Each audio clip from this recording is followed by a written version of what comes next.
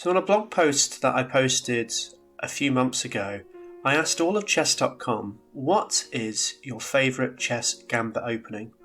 And after 377 votes on a straw poll, I can now reveal to you the answer as to what your top 10 favourite chess gambits are.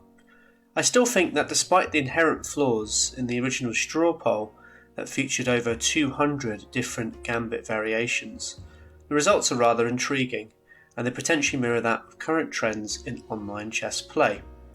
But before going into the actual results, I think it's first important, what do we define as a gambit for it to make it onto this list? So a chess gambit is a chess term. It's an opening in which a player seeks to obtain some advantage by sacrificing a piece or a pawn. Interestingly enough, the origin of the word derives from the Spanish word gambito or the Italian gambetto. The word gamba in Italian means leg, so gambetto. So it's literally translated then as to stick one's leg out or to trip someone up. I think this is a very fitting etymology, as quite often gambits are used as crafty openings, often in faster time controls, or ways to surprise your opponent to essentially trip them up. Quite often chess players will employ gambits to achieve a goal in the opening. When your opponent willingly decides to accept the challenge of a gambit, i.e. the sacrificed piece or the pawn, the gambiteer can get the following concessions from his opponent. In some gambit variations, the player accepting the gambit will often have his pieces decentralized and sometimes even poorly placed or coordinated. Quite often the player who offers the gambit will get freer and easier development and other positional considerations such as open files for his pieces to attack along. I'll show you one example of that, and this happens in the King's Gambit, which I think is a really good gambit for showing these imbalances in the opening. So we have this sort of position where black goes after the knight, and here white decides, do you know what, I'm not going to defend that knight, you can take that knight. And after the pawn captures back, although white materially is really down in this position, he's actually got a lot of compensation. Notice he's got 3 pieces developed, and they're all eyeing down potentially at some point on the f7 square. His king is castled, it's nice and safe, and he's nearly completed his development. So at the cost of a knight, he's achieved quite a lot in the opening. Also noticed he's controlling the centre as well.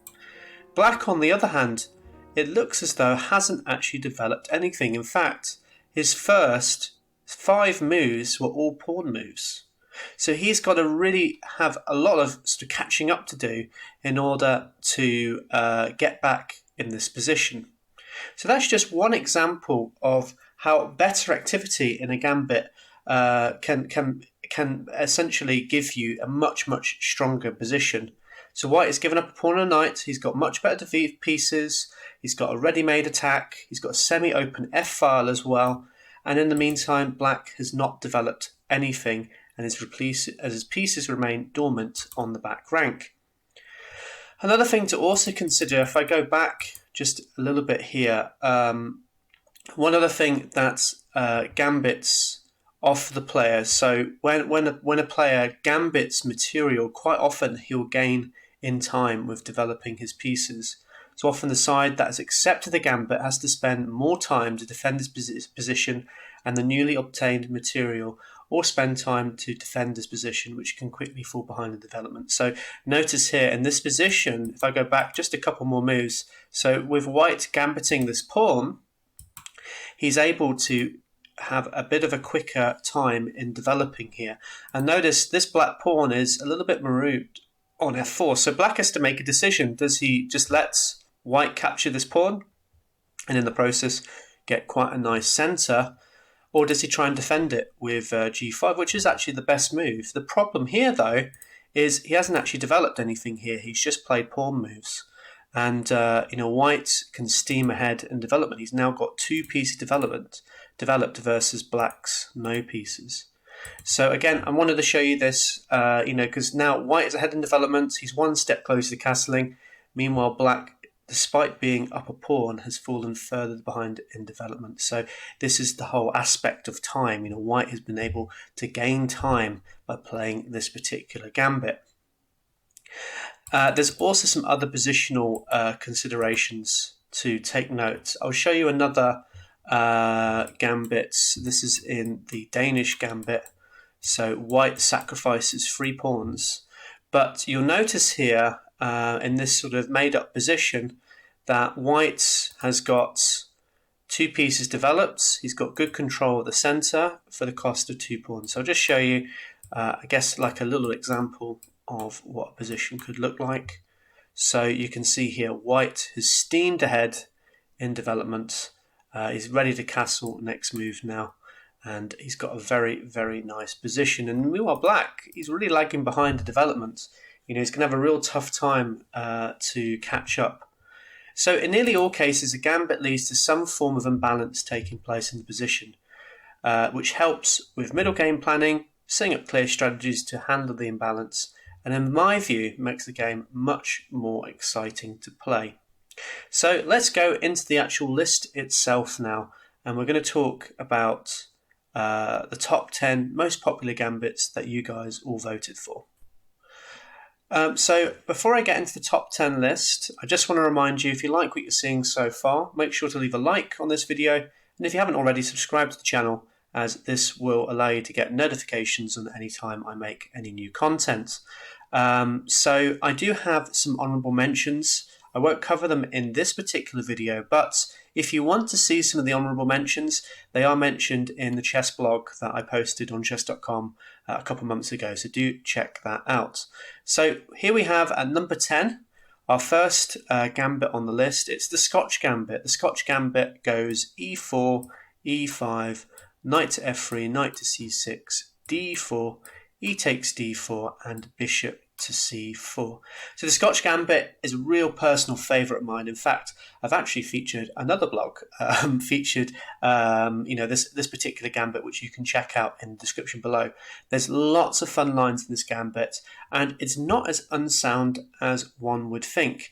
Okay, white has given up a central pawn here, but you'll notice his development looks very good, and you see this bishop on c4 and this knight. They could potentially, if black doesn't do anything too active, can attack this pawn on f7. So it's a really dangerous gambit, something that black needs to be very careful of. So sometimes you might see the knight come here, and there's two nice lines. You can either push with e5, and that goes into one line. But another line that I think is really interesting is after castles and a move, let's say, like bishop to c5, so developing another piece, you can enter into a really heavy theoretical battle with the Max Lang attack, which starts with e5. Some really exciting lines in this. Do check them out in your own time if you want to look at this gambit in a bit more. But another very interesting line is also just capturing here. So after the castles and then the knight captures, you've got some very interesting lines here with rook to e1. I think there's also this knight to c3 is also playable as well. This is known as the Nack-Hamsun gambit, which is really, really interesting. So it looks like you're giving up another bit of material, but you've got this very devastating attack. So just to show you quickly these lines here. Something like this. Okay, white has actually gone down materially, but he's got a ready-made attack here against the black king. Obviously the knight defends us for now, but it's still a very, very dangerous gambit. Black has to be incredibly careful that he doesn't just get simply checkmated in this position. So that's just some of the venom that is contained in this particular gambit. So the Scotch gambit, a really nice gambit. Do give it a try. And it is our number 10 on this list. At number 9, we have another really fun gambit, and a gambit quite close to my heart, as it's one of the first gambits I ever learnt when I first started kind of getting into competitive chess, and that is the Danish gambit. So if e4, e5, you have d4, so sacrificing a central pawn. This is the first one. E takes d4, and instead of maybe capturing back with the queen, we play c3. So we now gambit another pawn to black. So after d takes on c3, we have a couple of options here. We can capture back with a knight, and this is, I guess, a Danish gambit's light, I guess you could say, which is still fine. You just go down a pawn, you get on with your development, and I think a totally fine gambit. But the real gambitier's choice here is bishop to c4. So you're now gambiting a second pawn here. So after the pawn captures, you take back with the bishop. And let's have a look at the field of play here. So you're down 2 pawns as white, but you've got some incredibly lovely bishops that are screaming down these lovely diagonals. So it's certainly a very fun gambit that I really enjoy playing. It's a fast, energetic white gambit, and after the cost of 2 pawns, you steep ahead in development, and it's really, as I say, very intimidating to face this on the black side. White is being very audacious. But you've got to be incredibly careful here as black, as it's not so easy to develop here. Now, what I will say about this particular gambit is, whilst it is very popular, I would say its reputation is a little bit dubious at the highest levels, namely because there is an antidote line that was found in the early 20th century, which unfortunately kind of nearly defangs the entire gambit. So the move d5, this is very good. The Schlechter defense, so black gives back a pawn. After the bishop captures, there's a very fun line here. You've got knight to f6, and although it looks as though black is going to be losing his queen, notice here, after the king captures, the queen takes here, so very nice deflection tactic. Black has got his own tactic here. He's got a discovered check, or a discovered attack, I should say, after bishop to b4. Very nice move. Notice that this king is in check, but the rook is attacking the queen. Very, very nice. So after the queen comes back to d2, which is the only move that doesn't lose too much material, bishop takes back on d2, and knight takes back. The material here is completely equal. And it kind of fizzles the game out into an endgame, which are not a lot of gambitier players, like the Danish gambit, like playing, which is why you might not see this too much at the highest level. But going back, a very interesting line that you can play if you are a bit worried about this d5 move is, instead here you can take here, and after knight captures, you can keep the interesting play coming with the move knight to c3. This is a nice try, as after, let's say, the bishop were to capture here, you can take back with the knight. And you've still got a fine position here. Black still needs to be incredibly careful, as you're now actually threatening to attack here with your knight, and there's some nice forking ideas that black will need to be careful of. So as I say, really nice gambit, great for blitz, great for rapid play. I would maybe avoid it in classical, but actually I still think this could still be a very good weapon in classical. But nonetheless, a great gambit and a great number 9 on our list. So at number 8, we have a personal favourite of mine, and actually the gambit I voted on in this particular list. It's the Smith-Morra gambit. So this is a gambit that happens, I should say, occurs in the Sicilian defence. So after e4, c5, we have the move d4. Really nice move. So it looks, again, we're sacrificing, this is the third central pawn sacrifice that we've got here. So all good gambits seem to avoid, seem to have these central pawn sacrifices. And after the knight captures here, the pawn captures here, we can play c3. So we're gambiting our second pawn.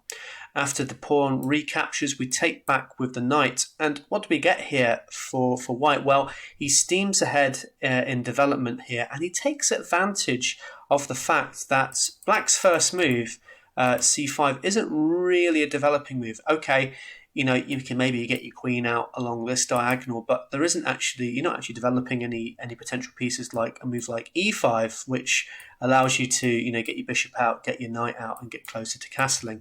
So white takes advantage of this and says, okay, well, if I get really far in development, I'm going to make this a very, very difficult game for black to play.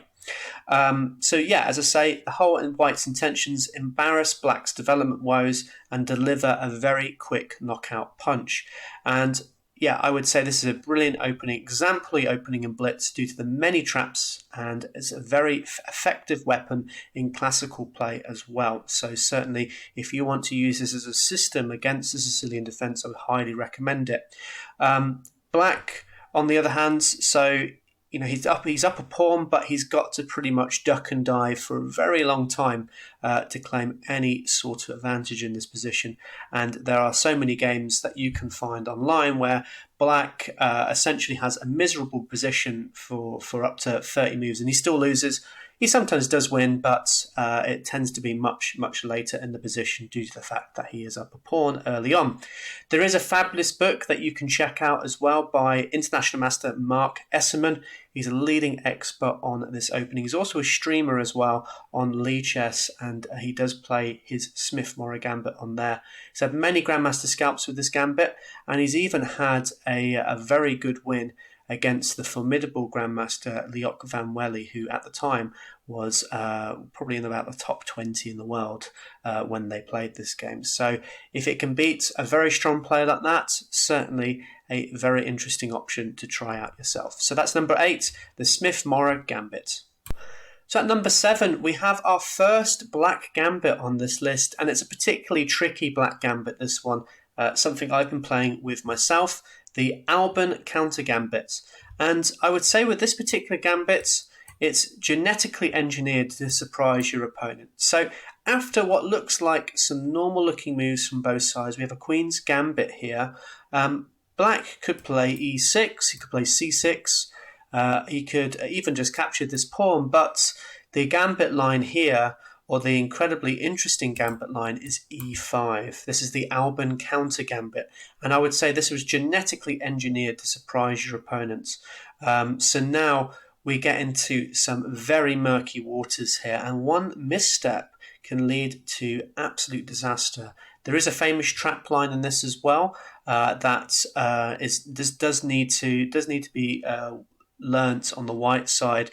Otherwise he can get quickly blown off the board. So after d takes on e5, which is the best move, you have the move d4. This is a really nice move. It acts as a pawn in white's development now. As noticed, this knight can't come to his natural square now.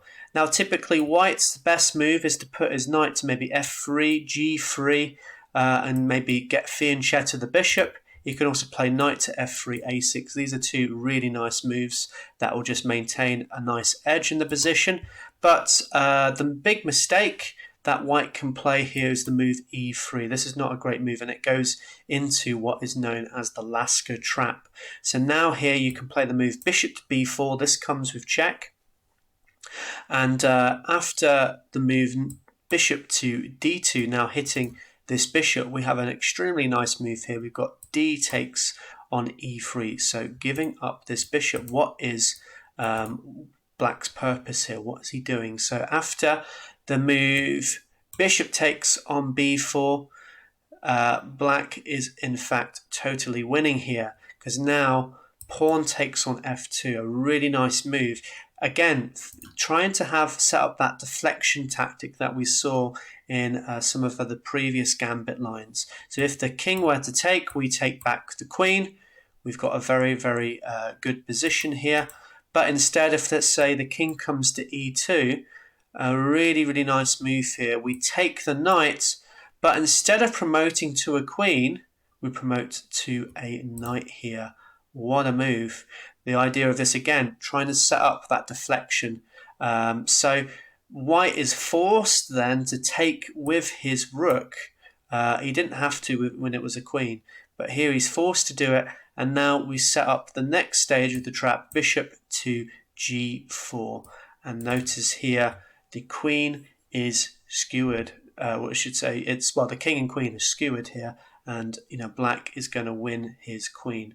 So very nice gambits. Lots of fun lines like this one. But other than that, I mean, the gambit itself, a very murky gambit. I think really effective in blitz and bullets.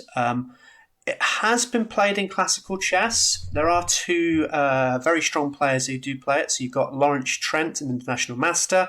who does play the Alban counter gambit, and also Morozevich as well. So he also has wheeled out the Alban counter gambit on a few occasions. He was actually the one to bring the line back into popularity amongst the Super Grandmaster level.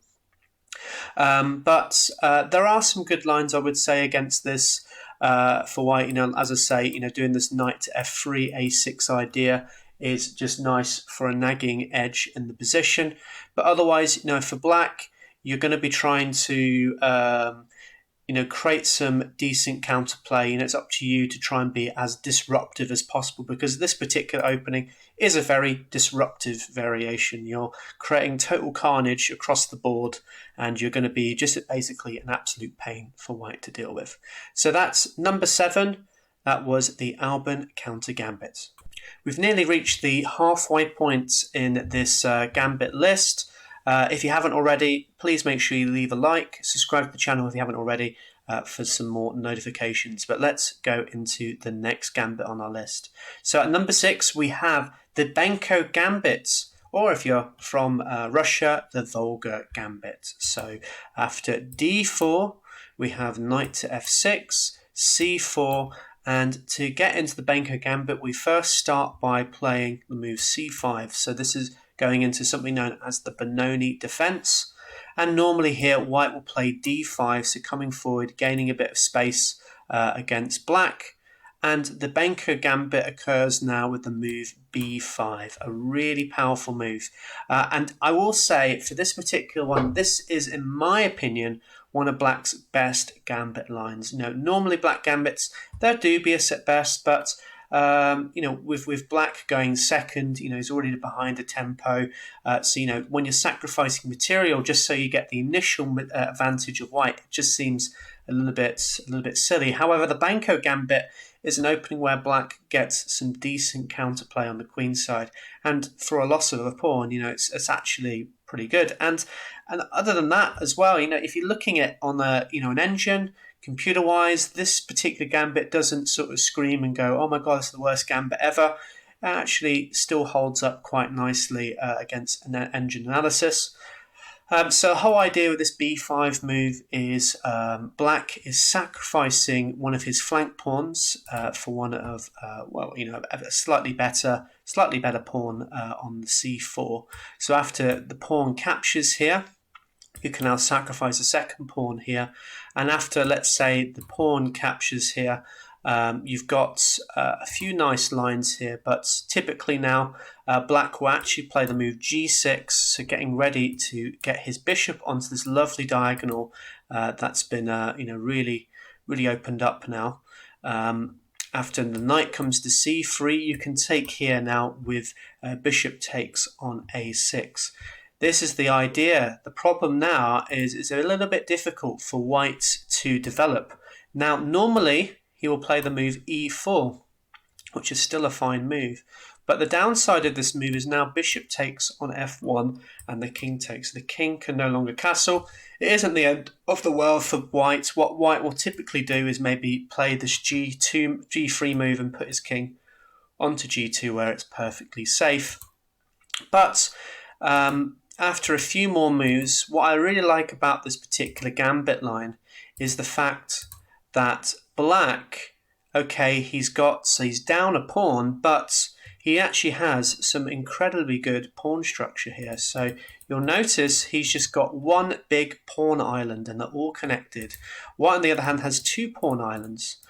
But also, black has these lovely 2 open files, which generally he will start attacking along and cause some problems for black. So I'll go a few more moves down the main line.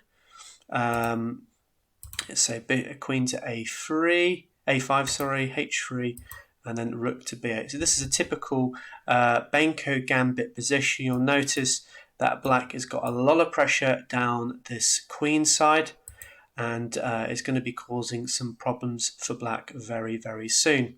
It does have some similar ideas to the Benoni, so if you're a player who goes into the Benoni from time to time, there's very similar ideas in this particular gambit as well.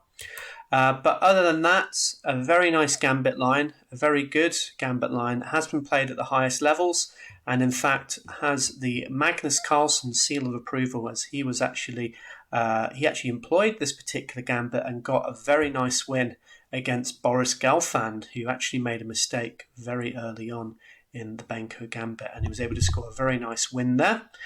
But otherwise, one other thing that I really like about the Benko gambit is the fact that because he's got such a good pawn structure here, unlike other gambits where, potentially black will want to avoid an endgame or white want to avoid an endgame if he's gambiting a pawn, black is actually probably quite comfortable to going into an endgame, just due to the fact has got a very good pawn structure. So sometimes the strategy here for black is to start swapping off pieces rather counterintuitively, so trying to swap off all these pieces. And if he's able to do that, then he's left with a really good pawn structure where he can hopefully win the game. The downside of this strategy is obviously white has got these really good two double pass pawns, both connected, that often he'll try and push down later in the game. So that does give some chances for white in the endgame as well. But otherwise, a very nice gambit. Number 6 on our list, the Benko gambit. At number 5 on our list, we have another gambit that's become extremely popular in recent times. It is the Stafford gambit, and this is largely due to a chess video by Eric Rosen, which is now, when I actually made the blog post, reached over 1.5 million. I think it's got nearly 2 million views now, which just demonstrates the potential of this particular gambit line in Blitz and Blut, and it's seen a massive popularity online as well. So the particular line, the Stafford gambit, it's a black side gambit. This one starts with e4, e5, and you have the Petrov defense after knight to f3, knight to f6. And here, after knight takes an e5, which is the main line, instead of playing a move like d6, which goes into the main line Petrov defense, you have the move knight to c6. So this is the Stafford gambit. And this is the whole idea. If white is to take this knight, which is the best move, after d takes on c6, you have this sort of open files for your bishop to open diagonals, I should say, for your bishops to start streaming out. You've got sort of better development in this position, but also you have quite a lot of trap lines in this particular variation that black needs to be extremely careful of. Just one example is, just playing a move like bishop to d6, you're already potentially threatening to come with your knights to g5 and start causing problems for black here. Or even bishop to c5, if this pawn ever gets lost, you can then maybe do moves like bishop takes on f7 and then capture the queen. So there's lots and lots of traps in this particular line. I'll link the video to Eric Rosen video who goes through all the different traps here. So what I will say about this particular gambit line, objectively speaking, I don't think this line is that good. On face value, black is willingly gambiting a central pawn and also inflicting himself with doubled c pawns here. And the problem with this is potentially later in the position, white can potentially overwhelm black's position with his central pawn duo here, and it's quite a difficult line to then play against on the black side. Now, this particular gambit has been reached 6 times on the chess.com database. Now, white has scored 5 wins in the classical online database and 1 draw. So I don't think this really gives this opening too much hope on the highest level. It's clear that, against a prepared opponent or in slower time controls, this opening does struggle a little bit. However, if you're a player who loves playing blitz, loves playing bullets, this is a fantastic weapon to get some easy rating points. So that is number 5, the Stafford Gambit. At number 4, we have what I would consider the original gangster, or the original gambit, I should say, of all chess gambits, the King's Gambit, the opening that once dominated coffee houses and playing halls across the world. So the King's Gambit starts with e4, e5, so entering into the open game, which was considered the only moves to play in the 19th century, and now the move f4. So this goes into the King's Gambit. So what is the whole idea of this? Well, white, I should say, is willingly gambiting one of his flank pawns for one of black's central pawns, and in doing so, he's going to get faster development, get good control over the centre. But the big downside of this all is because we've played f4, we've now exposed our king a little bit on this king's flank. So it's a very risky opening. It's a very double-edged opening, but was extremely popular in the 19th century, as many chess immortal games were created by some of the old masters. So just look at games by Adolf Anderssen, Paul Morphy, Wilhelm Steinitz, who all used this to great effect against their opponents. Now, what I will say about this particular gambit is there are some incredibly fun lines here. You're going to get a very imbalanced position, a game where it's not particularly clear who's winning a lot of the times, objectively speaking, because there's just so much going on. There's so many tactics going on. There's so much complications that both sides can go for. So you're always going to get pretty much a guaranteed roller coaster game in this particular gambit line. So that's the King's Gambit. There's lots of videos you can find online. I'll link probably a couple in the description below. But a really fun gambit, a really good line to play in blitz, bullets, and even classical chess as well. So at number 3, we have what I would consider a slightly safer version of the King's Gambit. We have the Vienna Gambit, so that goes after e4, e5, knight to c3, quite a safe move because you're now defending this pawn, and if a move like knight to f6, we can play the move f4. So this is the Vienna Gambit. So this gambit, as I say, is a King's Gambit, but it's with bike stabilizers, if you will. The Vienna Gambit is quite a nice, interesting gambit that white can play into, and it doesn't sort of necessarily struggle with some of the risks that the King's Gambit does. So there's some nice blend, I would say, of some trappy lines, and you don't risk your entire position like you would in some other gambit lines that we've looked at. Now, once again, I will say with this particular line, black does have a good way of playing against it if he knows it, and that's the move d5. It does sort of defang the gambit a little bit, because after f takes on e5, black can start swapping off some pieces. If let's say if the knight takes on e4, then you just get this quite quiet looking position, and white is just left with a big gaping hole in his king side, so not particularly good. But instead of this, white can maybe put his knight to f3, but you can see here black gets a nice comfortable development. He can actually take this off now, and moves like c5 is pretty good. Castles as well, I think, is just as good as well. But nonetheless, white can create some complications in this line. You can get these sort of positions where you get opposite side castling. So there is still a little bit of life in this gambit, even in the main line, or what is the considered antidote. And I think it's still a very interesting opening to get into for both sides and for both sides to play. So another really nice gambit line, the Vienna Gambit, number 3 on our list. At number 2, we have another really popular gambit line, the Evans Gambit. So the Evans Gambit goes e4, e5, knight to f3, knight to c6, bishop c4, bishop c5, and the move that initiates the gambit, the move b4. A really nice line. So this particular line was named after the Welsh captain William Davies Evans.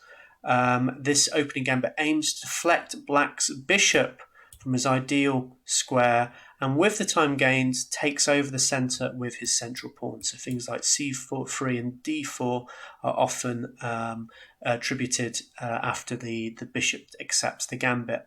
So apart from being a chess player, what I will say about this is Evans was actually known for inventing tricoloured lightings on naval vessels, I should say, to prevent collisions at night. But in contrast to his safety device, accepting this gambit is far from safe from your opponent. It's certainly a very dangerous gambit, and one where if black gets a little bit too greedy, can lead to his quick demise. Another interesting fact for you, Bobby Fischer, in fact, had a very impressive score with the Evans Gambit. He in fact scored an impressive 70% win rate in the Evans Gambit. While he had a very nice win, he had a very nice win against Ruben Fine with this particular gambit. And this particular gambit as well was a feature early on in his career where he actually played it exclusively between 1963 and 64. He'd also played this gambit against Boris Spassky in their 1992 rematch game, although that did end in a draw. So very nice gambit, the Evans Gambit, number 2 on our list. And at number 1, we have a gambit that I wasn't too surprised to see at number 1, as this particular gambit is the cornerstone of any 1d4 player. It is the Queen's Gambit, so that goes d4, d5, c4. I think with the additional help of the extremely popular Queen's Gambit series on Netflix, the series being named after the opening, which saw 62 million views in its first 28 days release, this gambit is by far the most popular gambit for any chess player. Unfortunately, though, I would say that this gambit is very controversial to be considered on this list. If we return to the definition at the start of the blog, a gambit is an opening in which a player seeks to obtain some advantage by sacrificing a pawn or a piece. So for it to be considered a gambit, some sacrifice material was necessary. However, this gambit doesn't, on the black side, black normally doesn't accept the bait of the c-pawn. In actual fact, black will normally either play quite a safe-looking c6, so going into the Slav, or even e6, the Queen's Gambit declines. These two are much more popular than the third most popular move, which is actually accepting the gambit. And I guess unlike other gambit lines, this gambit pawn can't be held. So just to kind of show you a line that could happen after e3. So now just immediately looking to regain this pawn, the move b5 can be played. So holding on to this pawn.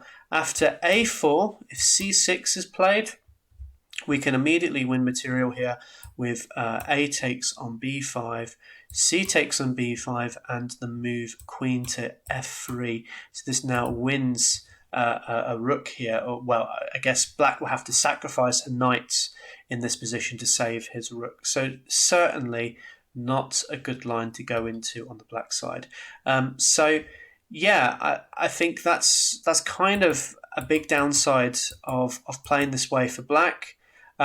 But I think that kind of just shows how good the Queen's Gambit is.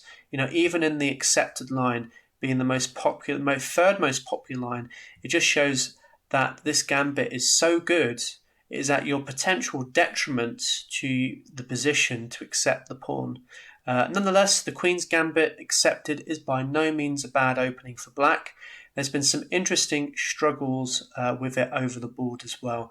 Again, I've linked a game in my blog which shows you a particularly great game between Alexei Shirov and his opponent Suranares Solkis. So a really, really fun game there. Anyway, I hope you enjoyed this list. I hope you enjoyed this exploration into the most popular chess gambits. Did your gambit line make the list? Let me know in the comments below. Also, let me know what your favourite gambit is.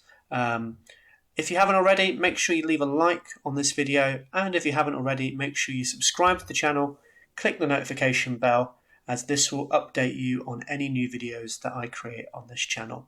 Thank you for watching, and I'll see you soon.